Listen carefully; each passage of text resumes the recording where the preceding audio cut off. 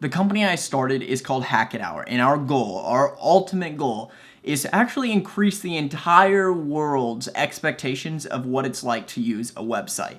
Everything is becoming online based. I mean, it's more efficient, it's easier to use, you can reach more people, it's easier to distribute to a large, just in a huge scale, whether you're distributing like a product or information, and all that's done on a website. And even apps are still kind of the exact same thing as websites, because the process of making one for a person is probably exactly the same. I don't make apps, but I use them, and I use websites, and I know how you have to make websites, and I'm pretty certain it's the same.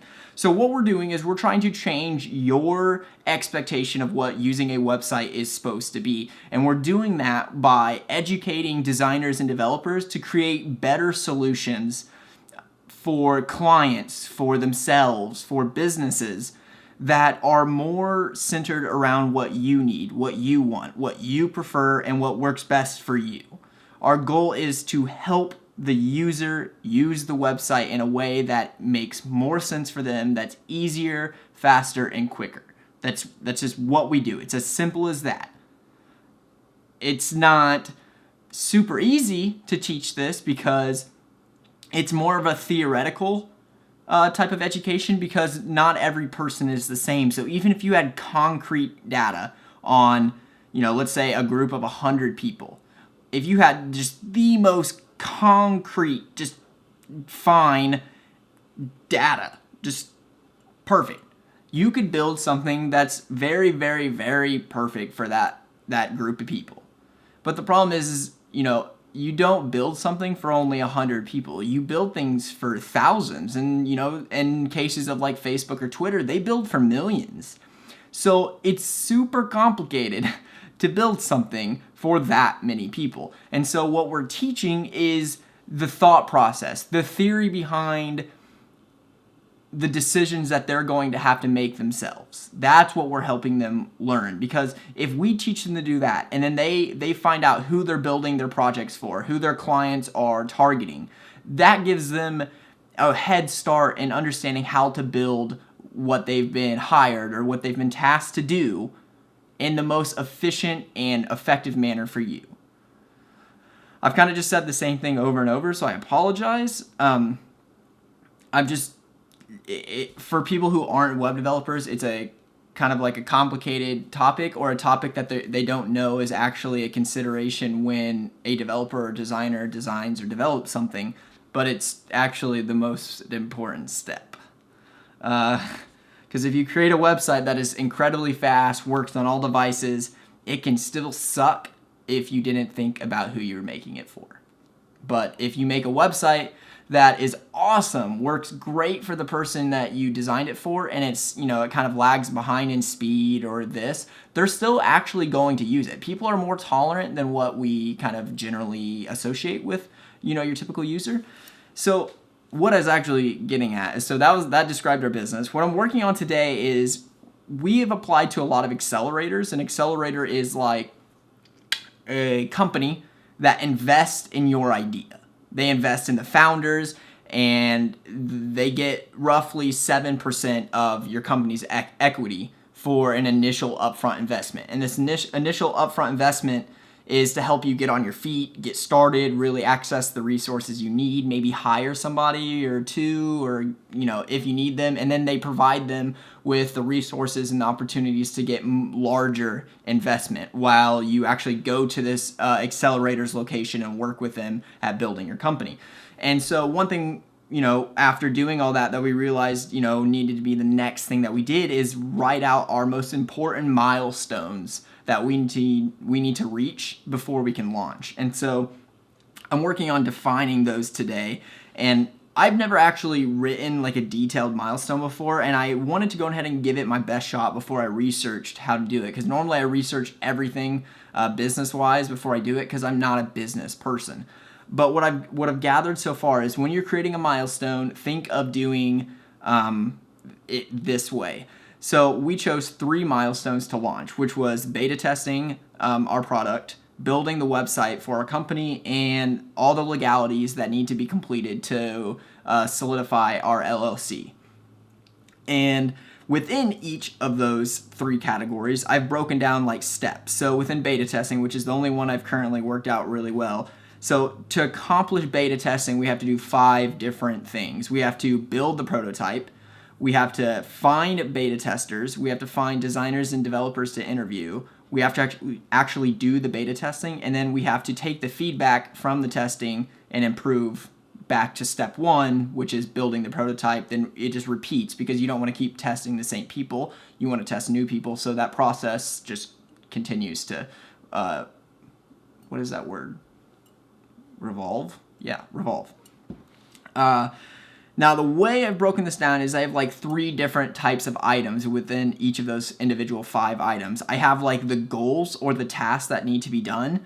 I have considerations that need to be thought of when doing these actual tasks or trying to complete that individual item. And then metrics. So one thing that's very important for myself as a freelancer, for the company, and for the way that people look at us is the metrics that we have. We need to be able to track our success. We need to be able to more than track our success by having all this data and by using it to improve ourselves. We can use this data to show other people that we are actually doing some good. We are improving. We are bettering our product, which makes us more attractive to investors and customers. And so I have the metrics that I think within each of those 5 items that I need to track for each of those. Now, I've never actually tracked metrics before. Like, it's going to be something that I'm sure is very time consuming because we don't have the money to automate a lot of these tasks. So, for example, let me give you.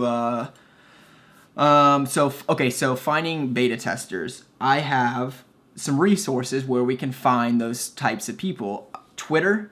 Treehouse, which is an online like technical educator that teaches you how to design and how to develop. We're teaching theory behind those, not the technical aspect, but I know some of the teachers there because I'm a frequent student, so I thought about reaching out to them. Reddit, I mean, come on, there's like all kinds of people on Reddit. Instagram, and our Facebook contacts. Now, the goal is we know exactly, the nice thing about this company is our target audience is incredibly fine. Like, I know the exact amount of people that are professionally employed as a designer or a developer. I know the statistics on them, the average age. I know their demographics. I got it. And because I am a developer and my business partner is a designer, we also know the psychographic of our target audience. Their psychographic is more of like the theoretical personal reasons why your audience or your end users do something. So, for example, you may know that the average age of your target audience is 34. Random, that's not related, just let's just say it was 34. And let's say you can make, a pretty safe assumption that 34-year-olds have a better chance of buying a medium, let's say you sell t-shirts, right? And your target audience is people that are 24 or older. And you know that from a little while that your average age of your customer is 34. So you can safely assume that, they're going to buy more medium and large t-shirts than small. Now, for a different type of business, let's say the average age is 34 and you're selling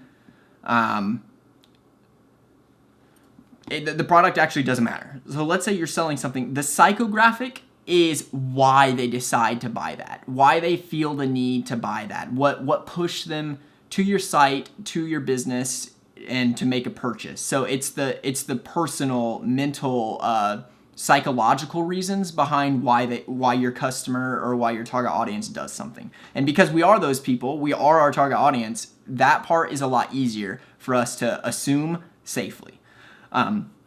Now, for finding beta testers, I wanted to consider a few things. I wanted to, consider whether they were designer and developers because the way that we test them will be slightly different based off that, and their time availability.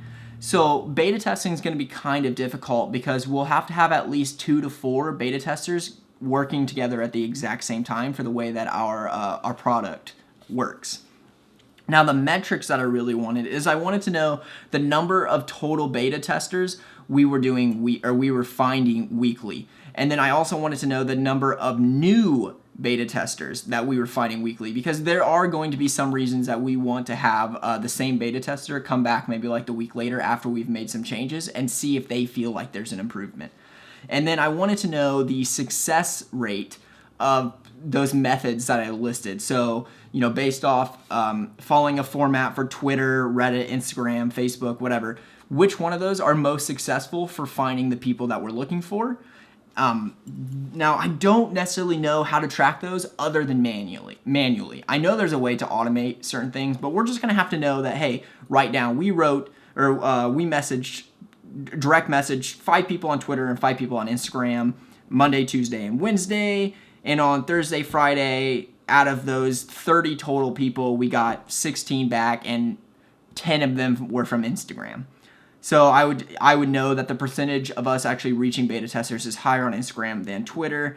So that's the type of things that I'm trying to think of before we start actually attacking these milestones, so that 3 months from now, when we're like, man, I really wish I had got this information when I beta tested. Now, I'm sure I'm actually going to run into that because I'm a first-time business guy, but I'm loving this process, and this is a process that you need to be doing no matter what. And Milestones is really just I think it's like a more in-depth goal. And you can make SMART goals, which is, I don't remember the acronym, look it up. Everybody kind of knows what a SMART goal is. That's an acronym if you don't know. We're kind of doing this milestone as a very in-depth and more complex SMART goal. Are you interested in being a beta tester or interviewing? Just let me know. I gotta throw it out there. What's that called? My shameless pitch, or my whatever.